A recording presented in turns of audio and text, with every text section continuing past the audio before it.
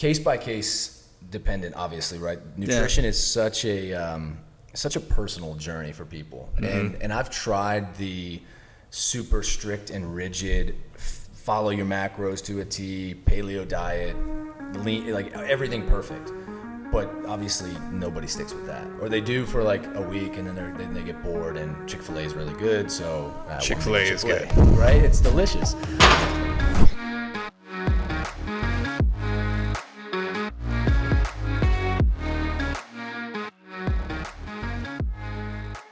All right, everybody, welcome back. You're listening to the Verity Podcast. We've got Cameron. Cameron, what's your last name, man? Currie. Yeah, Cameron Currie is going to be joining us on the show today. This shows you how much of my homework I did. I was like, oh, I don't know the last name. Put you right on the spot, though. That's great. Yeah, it's going to be okay. It's all good. So the first question I actually want to ask to both of you today. Cameron, the first time I ever saw you, I was managing Ashburn CrossFit, so this is in a previous position. And I saw you on, it was just a Facebook video, and you were doing like a tour of PR Star, your old gym and everything that. And I was so competitive back in the day where I was like, oh man, I'm so much better than this guy.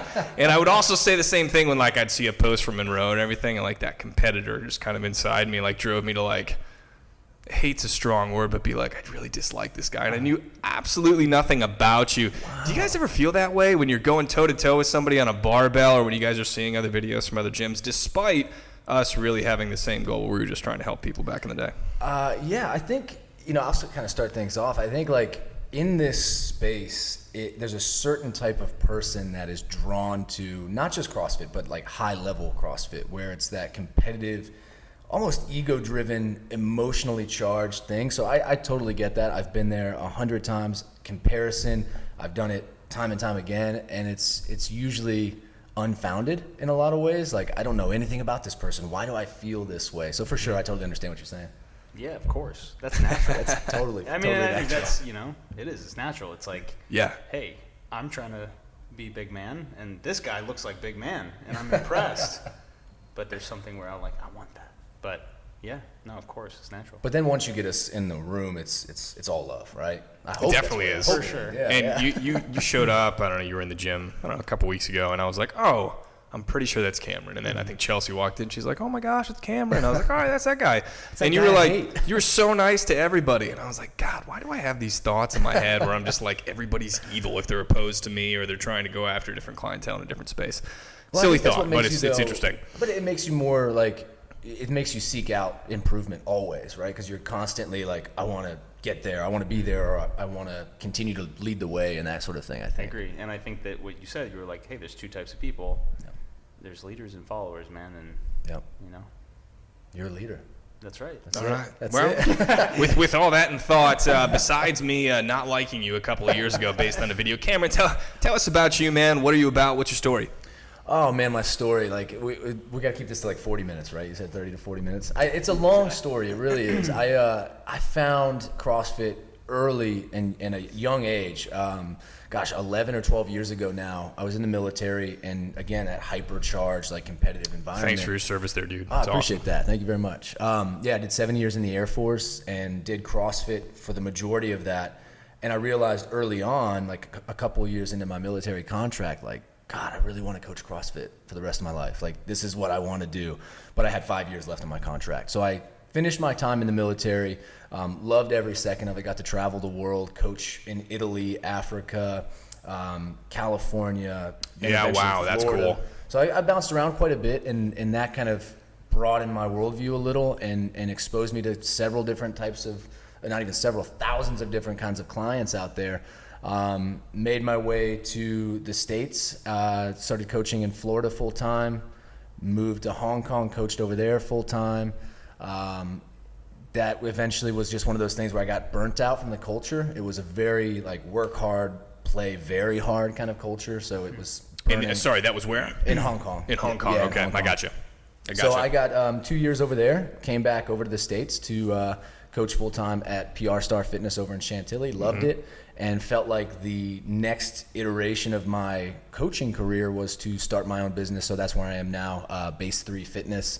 It's nutrition, custom programming, and a little bit of template work, as well as some mindfulness too. Yeah, I got you.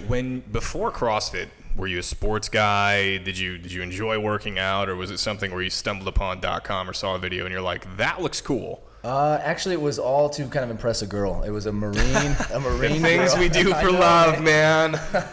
I saw this girl at a, so to answer your question, like I wasn't really super into sports in high school. I played 2 years of football. Okay. And I loved it, the camaraderie and everything, but I walked into a gym in Afghanistan when I was deployed, and I saw this Marine girl just getting after it in some kipping pull-ups, and I had no idea what kipping pull-ups were at the time. So of course I rolled my sleeves up and I was like, "You're doing those wrong," and I busted out like 5 strict pull-ups. And she's like, took her headphones out and said, "This is CrossFit. Like, if you want to know more about it, meet me back here tomorrow." And the next day she proceeded to kick my ass in a workout, and it was just so humbling, and I was hooked from that day on. Yeah, for sure. So I have a question. So a lot of people like have heard this, like, oh, I found in the military, I was introduced to CrossFit. So like my introduction to CrossFit was in like a group class setting, like a fitness class, where I walk into a gym and there's a guy that's like, "Hey, let's, here's your waiver. Like, this is where you put your stuff down. Here's your, I've never been in the military, but I imagine that's not the way that it happened, where you were like, "Hey, I'm Cam. I'm trying to do better on my PT test. Let me sign up for CrossFit in the military." So like, what is it like? People are working out and there's some buff chick that's like, "Hey, this is CrossFit. This is how you do it." Mm-hmm. And it's just kind of like that, or is it like there's a time when people get together and it's, "Hey, come to this to do CrossFit"? What? Yeah, that's a great question, because early on in the CrossFit scene, especially overseas, there wasn't like a structured a CrossFit gym. In fact, like finding a set of rings was like almost impossible unless somebody deployed with their rings they brought from home. So it was a lot of people like in a Globo gym setting with their headphones in, but doing CrossFit style workouts. And you could only hope to kind of be involved peripherally or be invited into that circle, if you will. It was kind of that's where that kind of cult mindset kind of really picked up in like the 2009, 2010 time frame. But yeah, there was no formal class. And luckily enough, like being in Afghanistan and being kind of in that early phase of CrossFit, I was able to help with that Marine. Actually, we formed a couple classes, and then I was able to kind of take that with me and start to form classes every duty station after that. Yeah. That's really cool. It was just an interesting vibe for sure. Like when I was in Italy, I started a non-profit affiliate, CrossFit Vicenza. That's still going strong right now, but again, like when it first started, it was just a ragtag group of people trying to get fit and find fun along the way, and a great community to support that too. How did you start like each of the different affiliates, for lack of a better word? But like you had to go country to country, so were you just like, did you post something on a bulletin board? Did you get on Facebook? Like, how did you build that? And that's super different, because if you're in Italy, like, do you speak Italian at all? Like, how did that work? Yeah, luckily it was like a lot of word of mouth. The same way that I found that Marine, people found me. They weren't trying to correct my form or anything, but they're like, "Wow, what are you doing? Like, oh yeah, this looks intense. This is crazy. I want to be a part of it." And okay, cool, meet me back here. And then, that 5 p.m. workout for me then turned into a 5 p.m. class time where I would work out with them. And then like, oh, okay, I can coach these people now. Let me kind of transition into that role. And that's something that I loved, seeing people's enthusiasm. I miss those early days of CrossFit where everybody had no idea. It was such a new and novel thing that like bright eyes and bushy-tailed, everybody wants to work out. Yeah, I feel like you still get that with like the brand new person who comes in here and experiences this for the first time, where they don't know what it is, and they're like, "Oh, this is How incredible." excited do you guys get when somebody walks in there and they're like, "I've never done CrossFit before"? Oh, dude, we had this girl. She signed up like a couple months ago. She's been coming to class at night, but never did CrossFit before. She walks in, I'm like, "This girl is not like she's not cut out for this." And then she gets into like, she does the first round. I'm like, she looks like she's dying. I'm like, whoa, let's slow it down. Like, let's scale it back. Like, we can call it that one round was good enough for today. And she's like, "I'm dying." I'm like, "Okay, let's stop." She's like, "But I love it." But I'm like, "You're sick." that should be like the new slogan almost, right?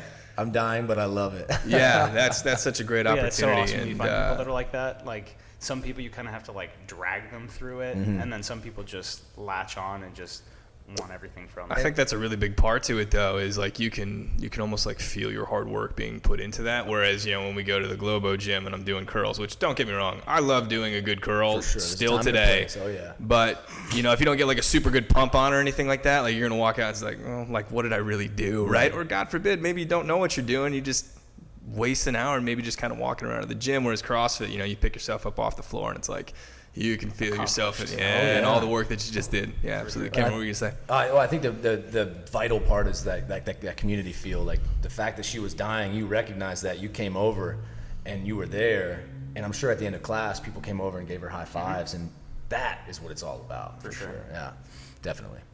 Cameron, what's the name of your business again? Base3 Fitness. So where did all this start? I guess what's really your nutrition? What do you do for nutrition? Yeah, it really case by case dependent, obviously, right? Nutrition is such a personal journey for people. And I've tried the super strict and rigid, follow your macros to a T, paleo diet, lean, like everything perfect. But obviously nobody sticks with that, or they do for like a week and then they get bored. And Chick-fil-A is really good, so Chick-fil-A is good, right? It's delicious. So I'm definitely trying. I'm at this point now where I'm taking somebody in through an assessment process and looking at lifestyle factors, their ability to even cook in the kitchen. Like if you eat 50% of your food out of the house, there's going to be a problem. Like you're not going to be willing or able to prepare your meal. So creating kind of a custom approach to their nutrition is a really high priority for me. Something that if I ask them, hey, on a scale of 1 to 10, how likely do you feel like you're going to be to do these things? And if they say less than a 7, it's like, okay, we got to fix it and make it easier, because ease and practical application is number one, like as far as adherence goes. Like long-term sustainable growth and progress through nutrition it has to be something they can do forever, and that's the important thing. Yeah. So question. Yeah. Because I agree with you. I agree with you 100%, and I do a lot of nutrition. I feel like there's a but well. coming though. I feel like. Yeah. So my but is, so what? And this is the part that I struggle with. What happens when it's not a problem with it being too easy? So it's when it's as simple as it can possibly be, but they still just don't do it. There's a point, in my opinion, where it's like, I'm your coach, but you have to walk this path your own. So what do you do in those situations where it's like, this is as simple as I can make it, where I just want you to not eat out at a restaurant once this week. Pick one day, and you're just going to eat at home for every meal, and they still can't do that. How do you deal with situations like that? That's happened. And like being an empath like I am, like I really feel people struggle, and I feel their pain, and I ultimately it comes down, like if that happened, it'd be a deeper conversation where I'd call them, or I'd try to meet in person and say like, look, I can't want this more than you do. You got to give me something. This is going to take work. I tell people all the time, like there will be days where all the shit you have going on in life is almost impossible to overcome. This is going to feel like a part-time job. It really is. If you want to continue and make progress, it will feel like that sometimes. But yeah, asking them like, really, why did you hire me? Like, what is your bigger why?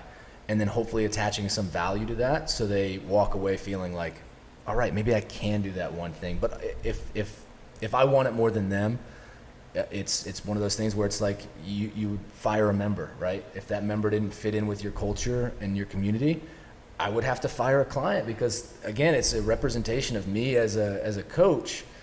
If they're continuing to pay me but not seeing results, that speaks badly about me as a coach, and I want to try to solve that problem. Yeah, for sure. Yeah, I agree with you. Cool. Yeah, that's a tough conversation to have, but it's important. And you can't follow somebody around for 24 hours a day. Like you obviously have other things to do. You have a spouse and everything like that. And you can't shove food down people's throat and be able to do that. And I would say some people want that. Some people are like, just tell me what to eat. I'm like, well, yeah. I'm not a nutritionist, so I can't, because that's kind of like this gray area. Like if I wrote you a meal plan as a nutrition coach, it's kind of like writing a prescription. So there's a gray area there. So like, I can't do that. but I'll point you in all the directions I can to help make this easier. But again, it just takes a application on their end to make it happen. Yeah. Yeah. On the client side too, like I feel like there's a lot of fear in just being honest with your nutrition coach or just your coach in general. Do you guys ever see that? You know, like if I were to go out and eat a dozen donuts, I would never want to tell Monroe that because there's a fear of judgment almost there. So for me, I notice when people stop responding, or you know, like it's like, hey, I'm expecting you to check in on this app every single day, and then they don't. It's like, hey, did you check in? Didn't you not check in because you forgot, or is it because you were embarrassed about what happened? So I think that happens all the time, but that's part of it, and I think the coaching is being able to call that out and say, hey, look, it's okay. It's nothing to be embarrassed about. Like, we're just eating. I'm just here to try to help you. There's no, you didn't make a mistake. We can just make a better choice tomorrow. And if I don't know about the choice you made today, then I can't advise you to make a better choice. So that's true. It's like the information being withheld it's dangerous because they're not telling you the full story. And that's one of the things I try to get past in one of my nutritional assessment. It's like a week-long assessment of your nutrition practices. And I ask some pretty deep questions like, share what you eat, obviously. Like I want to know what you eat without me telling you your macros or anything. Just share what a normal day looks like. And then tell me, it's a deep question and people are they go back and forth with their answers. But it's like, what do you feel when you look in the mirror? Like, what is that thing you feel? And it forces people to be a little vulnerable, but I'll match that vulnerability with my own because I've struggled with body image forever, right? Even somebody who's been in this fitness industry for 10 plus years, I still fall victim to, body dysmorphia, comparison to all these Instagram influencers and stuff. I feel like I should look a certain way, but it's just, if I can find commonality there, we're going to be more successful in that for sure. Yeah, I always hear people like, people who you do coaching with, especially nutrition coaching, they'll make like offhand comments like, oh, well, you don't have to worry about counting your carbs or you don't have to worry about getting enough protein. It's like, dude, I do. I like slammed a tuna fish sandwich on the way here because I had no food in my body. So it's like, I'm focusing on nutrition, but, in a different way, but I'm struggling to get enough food in my system. And there's a point where that's almost harder than taking food away. Oh, definitely. Because it's like, if you're talking about having a part-time job, it's like, I have a job. I can't cook enough to, feed myself enough. But, yeah. It's a really, just basically knocking down those walls because everybody has their hang-ups on nutrition. Everybody does. And if you can figure out a way to kind of just get past that a little bit, then you can really start to do some deep work and make some changes. Where did nutrition start for you back when you were just you met this girl? Did you ask her, hey, what are you eating? Like, what do you do to look like you? Or, where'd that start, Cameron? It started soon after CrossFit. I can even take it back to like high school because I saw the changes that were going through my body when I was lifting weights and stuff and girls were starting to notice. But in the CrossFit space, I was an early adopter of paleo, crushing cans of jars of almond butter and eating lots of meat and potatoes and all this and calling it healthy. And it was just a calorie surplus. I felt like I was doing the right thing. My body felt good, but I was kind of like, just kind of chunky. You know what I mean? I ate a lot of food. But then I found out about macros and like, you can really, really get into the weeds about body composition shifts. You can change your fat percentage and increase your carbs and change a lot of the compositional things with your body and your mood if you focus on macros, but also combine that with eating quality foods because you're not going to feel great running on Pop-Tarts and protein shakes all day, right? Yeah. So that's kind of the biggest thing, and I noticed the change it was starting to make in my performances and workouts, and at the time that was a pretty big deal to me. I was trying to be a high-level competitor, so I was looking for every advantage I could, and that's where nutrition really started to take off for me about 4 years ago. Was that the building block to the program that you have today? No, I think the building block for the program today was working with real people. Because, at the time, I was, mid to late 20s. I had all the time in the world to train. I worked at a gym at the time. But again, I was so ingrained in that culture that to me, it was normal to be hyper obsessed with your macros. And then when I tried to push that to other people, they're like, whoa, I can only do this for like a week. So I wanted to have something that's more grounded in reality. So that's kind of what created this quick little daily check-in thing. And then it's just a 3-month evolution program where they start very simple, like show me what you eat. And then at the end of the 3 months, hopefully they're walking away, tracking macros, feeling good and feeling confident with it too. Yeah, I like that. All right, so it's a 3-month journey that we go into as far as the nutrition and everything goes. For yourself here, Cameron, you said that you were a competitor. Was that your goal right when you got into CrossFit? Talk to us a little bit about that journey. Oh, for sure. It definitely was. I remember when I first started, I got my level 1, and then that gave me this kind of bigger picture of a CrossFit community at large, because I only knew it in deployed environments and working out with a couple people at a time. But after going to my level 1, I heard all about the CrossFit. There wasn't even the open at the time. It was sanctionals way back. No, sectionals. Sectionals. You go way back. Yeah, that's 2010. Cool. Yeah, that's were you around during sectionals? No, I joined in 2011. So you saw the first open. Okay, I got you. So I was in the first open, but it was like, oh, we had the sanctionals last year. Yeah, that's right. Good old. Oh, those were the good old days. And I did that, and that's what kind of lit that competitive bug, because I followed Main Site for a while early on. Yep. And I was putting my scores in and like, ooh, I beat this guy, and I hate this guy, that competitive thing coming out a little bit, right? And then I was like, you know what, I'm living in California. I'll sign up for this, competition over the weekend. It was like March 2010 with just all these freaks. Like it was like the movie set of 300 at this competition. It was unbelievable, and I was hooked. Like that's what kind of really kickstarted my whole competitive drive. And each year I was one of those guys that's on the leaderboard, refreshing. I tried to make the European regionals a couple times and just was on that cusp. I was one of those bubble athletes. Made it to regionals a few times, and now as I'm approaching that master's age, 35, I got a couple years, I'm starting to get that urge to compete again, and trying to find some consistency with my training. So that's been the big goal lately. Did you ever expect to find yourself at regionals? No, I don't think so. I think the first few years was just so rife with disappointment and like, oh man, I was this close. It's like the pinnacle point for so many people who kind of come into this thing or see it for the first time in a row, try to get there for a really long time, but you actually got there. So there was a couple moments where the reality of it was it was surreal. So when I was in the Pacific region, it was, next to guys that I used to look up to on the leaderboard. I'm right there in the same lane, or like the Mid-Atlantic and Southeast where Noah Olson is like a few lanes over. That's pretty cool shit, man. Like those are some of the highlights of my training journey for sure over the past decade, yeah.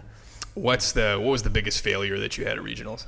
Biggest failure that I had at regionals? Oh man. And what did you learn from that experience? It was 30 burpee muscle ups for time. What do you think of that one, Coach? You love that? Oh yeah. Oh, so in that year, it was in the Asia region. The first place finisher went on to the CrossFit Games. Okay. I had to finish 13th in that workout. Like it's just yesterday it happened. I had to finish 13th in that workout to move on to go to the CrossFit Games. Wow. But I finished like 33rd. And it was just devastating. After I did that math, I'm like, oh my gosh, I was this close to going to the CrossFit Games. So needless to say, the learning thing was do a shitload of muscle ups and get better at them so it doesn't happen again. But I haven't had that incident yet. So I got you. Monroe, you got a question? Talking about CrossFit and programming and competition and your theories about, what it takes and what matters and what's really important. What do you think is important as far as if someone wanted to make it to a high level in the sport of CrossFit? What do you think are the most important things that you need to focus on? Ooh. Outside of you have to be wealthy, both with like money and time. You have to have a shitload of free time. The average games guy, they train 4-6 hours a day, do mobility at night, food prep during there's got to be a lot of that time abundance for sure. So let's not talk about at the games. Let's talk about the people who are competing to get to the games. Oh, the sanctionals level, like that not your average guy in the gym, but wants to be that next little, made it through quarters and goes on to the semis. Maybe you're competing not for the, because there's definitely even at the games, you see there's people that are there to win at the games, and then there's people that are there just to show up. So kind of that tier right before Noah and Matt and those guys that are just freak shows. What do you think that someone that's on the bubble what do they need to focus on to continue to progress to that sanctionals level where they can compete at that regional stage or whatever? Yeah, the first thing that jumps out is their attitude toward training, their mindset, their ability to just not tough it out. Grit's not the right word. Like you see these guys who, there's a big bottleneck at the top, right? There's that bubble for bubble athletes is really big. There's a lot of people just chilling right there. It gets bigger too. It gets bigger every year because people train and biologically they get to a certain point and we all just kind of hover around that area. I think the thing that really starts to help people separate from that is, not complaining, is not playing the victim, is having a growth mindset, realizing that there are things within their environment, both training and at home, that they can control to make training more effective and productive. So I think it's probably along the lines of their mindset. So I noticed you didn't say anything about which program you should follow. No, or which workout you should do to make it there. No. So I see this like all the time where people think that like the secret sauce. Yeah, there's like, when I was training, in 2017, we followed Misfit. I had Matt Sherburne was my coach, and we were all gung-ho Misfit, and it was like, well, comp train sucks. They're just whack. And then it's like, and like people get into these mindsets where they're like, oh, well, the class workout isn't good enough for me because I got to do my training. And it's like, yeah, but like, just because we have this on the board, like, we have Helen for class today. If training think tank put Helen, you'd be like, yeah, we're doing training Helen. think tank, let's go. Yeah, right? But then like sure. you come to class and you're like, I'm in CrossFit class and someone's trying to tell me to tuck my shoulders back from my kettlebell swings.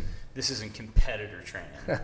And it's like, I feel like almost the mindset, like exactly what you said, like the headspace about it is way more important than anything else. Mm-hmm. Yeah, I definitely, you're nailing it right there. Like, you're so right, because they will do things like that. They'll program a workout that you'd see in class, and there's a bunch of other stuff around it for sure. But yeah, the class environment, it's great for athletic development. I would add to the other thing that's going to be a big separator for people too, if we're talking about the training side of things, is just having time under your belt of training, right? Because you got to be able to go into a weekend competition and survive. So that takes a pretty immense amount of overall conditioning, volume, aerobic base, like all your base of fitness. It has to be solid to get through that. Yep, I agree. And I think a lot of people rush to point at a program or the volume or the number of workouts they're doing. And it's like, I've had this discussion with people recently where it's like the amount of time you're talking about is important, but I feel like quality time is also very important. So I see people that will just beat the hell out of themselves doing a bunch of volume, and it's like, you're not really even like paying attention to what you're doing. And now you're build on the difference between that a little bit more there, Monroe, where you're talking about the difference between just doing a bunch of workouts and then doing them for quality. I think that's really important. Yeah, so I mean, like, my opinion is that, I'm classic CrossFit intensity over volume. Mm-hmm. And my opinion is that maximizing intensity and working on your weaknesses are the only two things that matter. And maximizing intensity is important, but intensity is focus times effort. And so you want to be able to train as much as you possibly can with maximal focus, putting in maximal effort. If you're putting in so much effort that you can't focus, then you're not getting any value from your training. If you're putting in so much focus that you can't put in a ton of effort and you're just working on your empty barbell snatch for forever, then you're not getting that end of it either. So that's kind of how I think about it. And I think that a lot of people don't maximize their intensity in their training by putting themselves in an environment where they're alone and where they have no one, and when their headphones on and I'm doing my competitor program and I'm doing my training. And it's like, yeah, but if we just went and ran a mile together and we raced, like, all three of us would go get fitter, Yeah, exactly. No kidding. Exactly. No kidding. I don't know. That's kind of my soapbox rant about programming competitors. I need to like play that clip on a loop for myself. Like every time I come into the gym, because I get caught up in that. And I'm sure we all do to some extent, right? Going back to nutrition coaching, like, you're only here to help people, and it's like, dude, I can only tell you that that's not what you need to be focusing on so much before you have to like get burnt out, get overtrained. Yeah. Like what happened to me, like I hated CrossFit for a while because I went so far into it. Have you had that? Oh, for sure. Yeah, burnout. Like I have hated CrossFit like 3 or 4 times over the past 10 years. Like this is And then you're like, I love CrossFit. This is the worst thing ever. But now I'm like, yeah, I love it. It's great. Yeah. And you're even talking about going back into the competition area of everything. Like, what does that look like for you? Do you just love the idea, or you're just like, all right, 18 months down the road, this is what I'm going to do? Well, not 2 months down the road. Yeah. Right, We're sure. throwing down, dude. What's that? We are today? No, not today. That's right. Mac. We're doing Mac together. Signed up for I got you. Okay. So that's the next thing on the radar is a team competition. Are they going against you guys? Yeah. Can I bet on this? Yes. If you guys want to get it on the side pool here between Cameron's team, Team Verity, let's bring it on. I'm asking him to come on the podcast, and he's like, yeah, I'm signed up for the team. He's like, can I practice with your worm? Yeah. I'm like, should I let the enemy come? This goes back to our conversation that started the whole podcast. Yeah, what are you going to do, Monroe? Anyway, what's that look like for you, man? Yeah, like you said, just kind of, I have the MAC competition coming up in November. It is right around the corner. Geez, like 2 months away. Wow. So it's nice to have a good why behind the training. Like whenever you have those bad days where it's like, I don't want to do this. My competition got canceled yesterday. That was going to be up in New York, and I'm walking with my wife today, and we're going to go right back to you, Cameron. This is like little sidebar here, and I was like, it was so nice to be like, this is what I'm training for, and now I'm just kind of like, why even go to the gym? What is this? Well, I'm just like, I like CrossFit. Like, I'm going to go back there. The Open's in, I don't know, 6 months, 5 months. But it was so nice to have that. That's a big thing to train for. Was that Flex on the Beach or whatever? It was. Yeah, Flex on the Beach. Okay. It was, yeah. So that was disappointing. But it's huge to have something like that. And I got to think of something curious. But anyway, so you're focused on that, training for the MAC here in November. And what's that looking like for you? Right now, I am following Training Think Tank. It's just been the past 3 months, 2 months going through this transition of starting my own business. I'll find myself like mid-workout and all I'm thinking about is work. And I'm like, this isn't making me better. This is actually just distracting. So I kind of took a backseat from training. Now I'm getting more consistent. The main goal for right now is to stay healthy and stay consistent with the training. So, that looks like, morning mobility, like really boring shit that nobody likes to do. But I saw you doing so much of that when you were in the gym here, and I was like, man, that dude's really dedicated, because I would not want to do that, It's a snooze fest. It's so boring. It's so monotonous. But when you walk out and you've put your joints through all the ranges of motion, you've activated a lot of stuff, your core feels good. Like it feels great to walk out feeling healthier than when you walked in, for sure. Yeah. All right, so we have the competition that's coming up here in November. Going back to the nutrition side of things, where does somebody start with you when they find you, I don't know, on Instagram, YouTube, wherever that's going to be? What does the first initial intake kind of look like and journey look like with them? Yeah, it comes down to their experience level, because I have a couple different options. I have the 3-month journey where it's daily check-ins pretty much. Like I'm giving them constant feedback. That's a little more costly. It's $150 a month. But if somebody has macro experience and they don't really need their hand held, so to speak, every single day, there's another plan that's $75 a month, and it's just 4 weekly check-ins. I take a look at their food log, give them feedback. I have a nutrition questionnaire, check in, hey, what wins did you have this week? I always like to start things off on a positive. Okay, cool. What obstacles did you run into? How can I help? What's your stress? What's your sleep like? Rate your energy this week, especially during workouts and that sort of thing. And that's a little more kind of, I don't want to say hands off. I'm still like in the weeds with them each week. But it's a little more at their own pace. Like if somebody has macro tracking experience, that's the route they go. But it all starts with an intake form and like assessment of their nutrition level and experience level. Where can we find you online? You can find me on the World Wide Web at Base3Fitness.com. Dude, World Wide Web. You made me blank for a second. How do I stall? Go ahead, give us that URL again one more time. Yeah, it's Base3, the number 3, Fitness.com, and then on Instagram at Base3 Fitness. Awesome. Yeah, we'll link all that stuff in the chat and everything like that. Sharing great content that I've referenced, that post you made that I shared, and it's something that I've read about years ago, but like the percentage of calories that actually goes to like what your activity is, and it's like doing double days really only impacts the amount of calories you earn by like a little bit. So I do appreciate that too. Anytime I can, because it's all, every piece of content has been created, right? There's no new original things. It's just how can you take your perspective and put a spin on it, and basically, for lack of a better term, like regurgitate it so it maybe resonates with somebody a little bit quicker. Yep. That's kind of what I. Dude, and the other thing, like Brandon and I have had this conversation. where it's like what we think is like common knowledge is like something that you get from being in this industry for 10 years. And then, you know, like we were saying about cooking food, like you talk to people, you're like, oh yeah, here, this is what you should eat. And they're like, yeah, but like, where do I go to get that stuff? It's like the grocery store. They're like, yeah, but like, what do I do with it when I get it home? Like, you cut the root off and then you rinse it. I don't know. Yeah. Like, so it's definitely, you know, you have to kind of be okay with saying like, hey, this is how you squat. And, you know, and it's okay to like explain that. And even people who know, you know, maybe can say it in a little different way and they can get something out of it. So it's super cool. That's kind of, I have to remember that. I have to remember that not everybody has been doing this for 10 years. So keep it simple.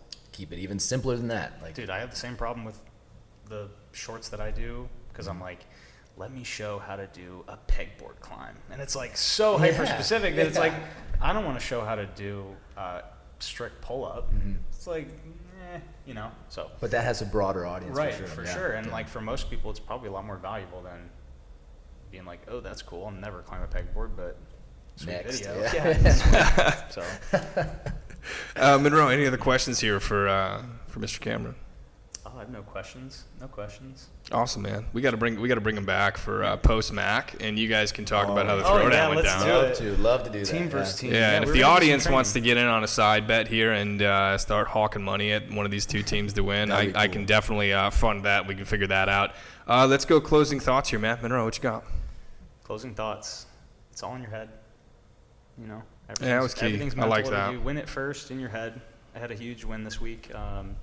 Was doing some snatches yesterday, and I think I did the best snatch that I've ever done in my life. Not the heaviest. What does that mean? The best one. It means that it was what I've been working on, trying to get my body to do. I finally was able to make my brain tell my body what to do at the right time. And as soon as I had that session, I figured something out. Now I'm like, I think I can hit a PR snatch. Nice. And so I'm like, I think I can smoke 280 at some point. And like, I feel like now I've won it in my head. And now it's just like, when's it going to happen? What's the training that I have to do? Which day will I be able to do this, you know? So that's cool. But yeah, win it in your head first. And I love all the stuff you said about, you know, the mentality of all of it. So love that. Appreciate that. Yeah. That's a good one though. Win it in your head first. I like that. Yeah, I'm going to go with transparency on mine. If you guys are working with somebody like Cameron or Monroe, they're not there to judge you. You know, nothing fires us up more to be able to, you know, give you the high five after you drop the first 10 pounds or 30, whatever your lifelong goal is. But being honest in that endeavor it's hard and it's painful sometimes. And like, I don't like getting into trouble. I like to please other people. But if you're not transparent about what's going into your body when you're doing that, or even about your training or whatever else, or your relationship with your spouse, ultimately it's just going to make stuff harder down the road and take you longer to be able to get there. For sure. I definitely agree with that too. That's Cameron, great. Closing thoughts, man. Ooh, talk less, listen more. Like I really think that's write that one down too. Like both the coach and the athlete, like there's times to obviously tell and be transparent, but then there's times where it's like, as a coach especially, I think our like inherent desire is to like impress people with how much we know. Here's the answer. Here's everything I know. This should solve the problem.